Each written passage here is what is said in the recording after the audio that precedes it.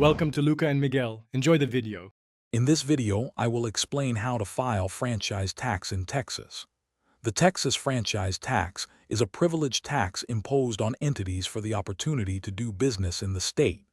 This annual tax applies to most corporations, limited liability companies, and partnerships.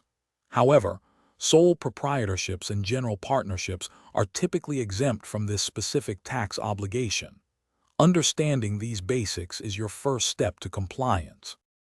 Determining your filing obligation is crucial. If your entity's total revenue is below $2.47 million, you'll generally only need to file a public information report. However, if your revenue exceeds this amount, you must file a full franchise tax report.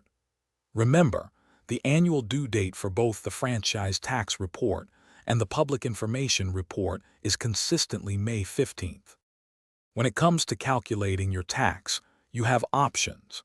Businesses with $20 million or less in total revenue can use the simplified EZ computation method. Otherwise, you'll use the long form, calculating your margin through various deductions.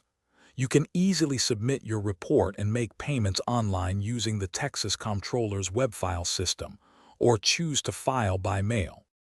It's vital to file on time to avoid penalties.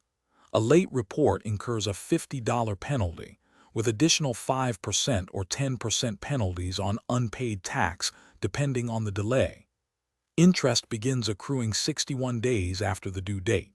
More severely, failing to file can result in the forfeiture of your entity's right to conduct business in Texas, so always prioritize timely submission. Thanks for watching and please subscribe. It's the best investment you'll ever make.